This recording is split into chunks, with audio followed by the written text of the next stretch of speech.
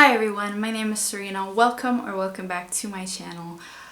It is actually very late, or I have to say very early. It is actually 5 o'clock in the morning, so I guess very early. But fun fact, today is my birthday, July 14th.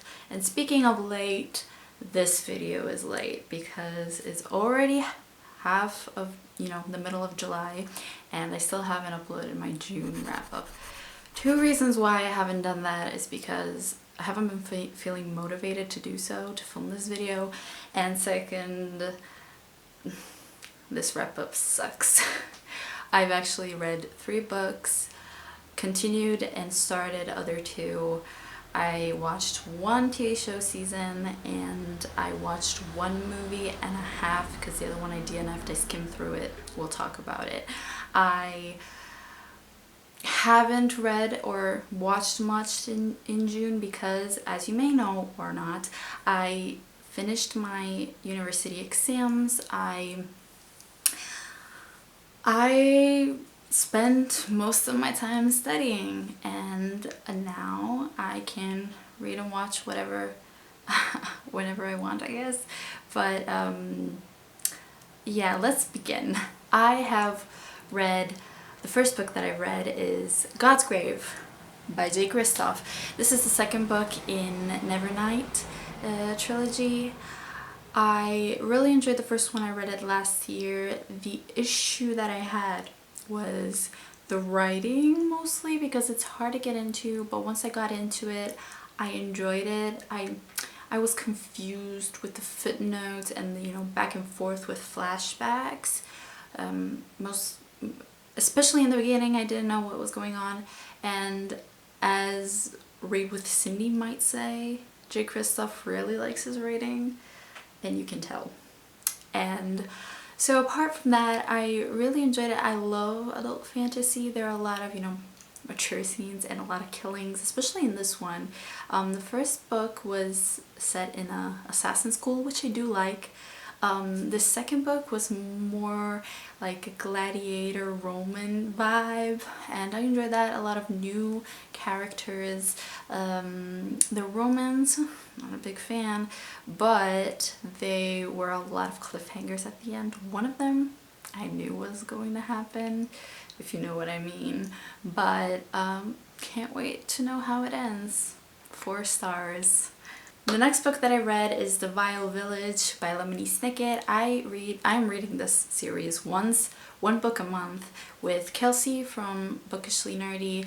I am enjoying the series so far. I enjoy this a little bit less than the previous 2, but yeah, I just really enjoy, Lemony Snicket throwing in a little bit of clues here and there.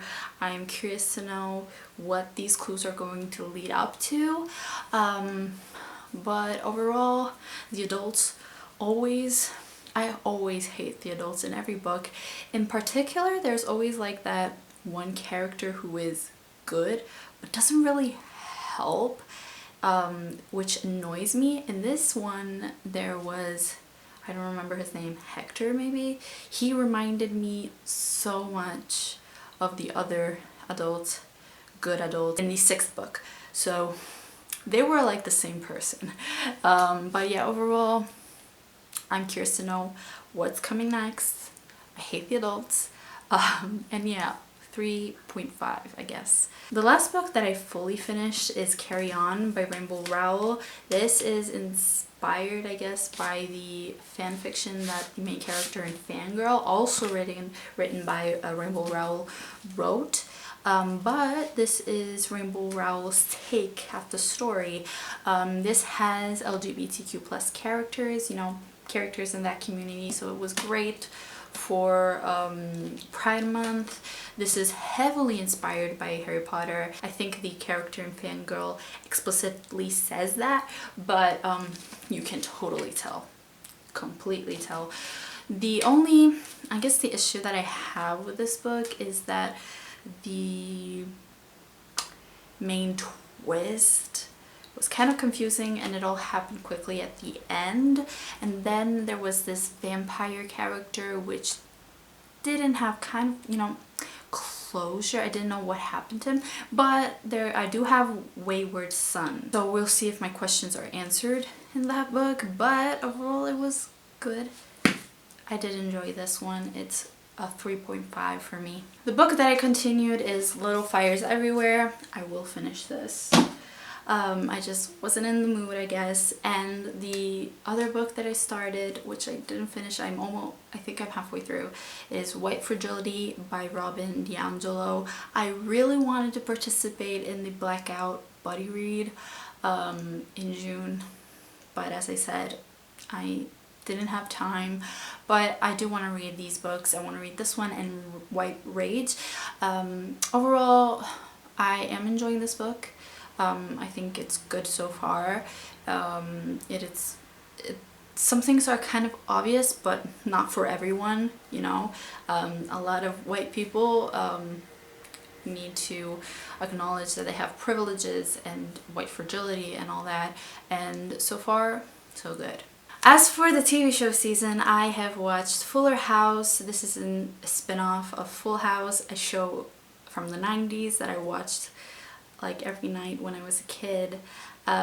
This is just a comedy family show.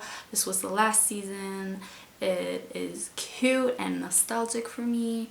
I cry at random parts for no reason, but overall I really enjoyed this one. It was great, you know. I just love revisiting my childhood once in a while, so yeah. As for the movies, I've watched 13th, which is a documentary on Netflix. I really enjoyed this one. I really want to watch more documentaries like this one. It is about mass incarceration in the United States. It explains a little bit of the history, like slavery, the 13th Amendment, segregation, up until mass incarceration. In prisons, there are mostly black people, and it explains a little bit of that, and I really enjoyed it. I think it's great, and if you haven't watched it, please do. The last movie that I watched, but not really, halfway through I kind of DNF'd. I skimmed, you know, the last part, and thankfully I didn't waste more time. It is 365 Days. It is Polish. It's a Polish movie, but the main character, Massimo, is Italian. In fact, this story is about a Polish girl who goes for her birthday in Sicily. Another fun fact, I live in Sicily. My dad is Sicilian, I'm Italian Sicilian, and I'm currently living here. This girl goes to Sicily and she is kidnapped by Massimo, who is a mafia boss. And he gives her 365 days, a year, to, you know, fall in love with him. That plot, horrible. First of all, I do not like the fact, every time that I say to someone who is not from Sicily that I am from Sicily, the immediate connection that they make usually is, you know, with mafia. Sicily, mafia. And it does bother me. I mean, Sicily has had a lot of mafia activities, especially in the past, with, you know, Borsellino, Falcone, and the death of a lot of important people. But I have to say that mafia is everywhere, and Sicily is not only that. Sicily is beautiful food, beautiful beaches. It is a really beautiful island. It does need much improvement, but overall it's very beautiful, and it's much more than that, so that is one thing. Second of all, this girl was kidnapped by this man just because he briefly saw her like for 5 seconds like a couple of years before that, and he instantly fell in love with her. He didn't forget about her for all those years, and finally saw her again and decides to kidnap her, expecting her to fall in love, which, spoiler alert, she does. And I don't get why. I mean, he's sexy, alright, they're beautiful actors, okay? That's, I think, the only good thing about this movie. But the plot, you know, he is very abusive. He is.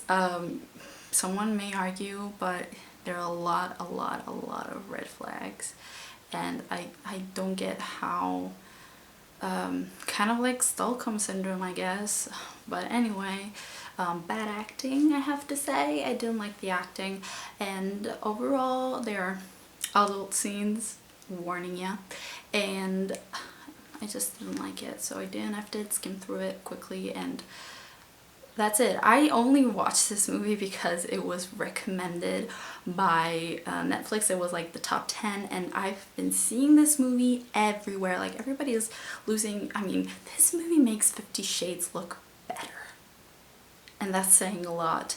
But there were also those memes like, "Are you lost, baby girl?" The cringe. Anyway, that's it. Those are all the things that I read and watched in June. What is your favorite book of June or movie, show? Let me know down below. That rhymed. And I will talk to you guys in my next video. Bye.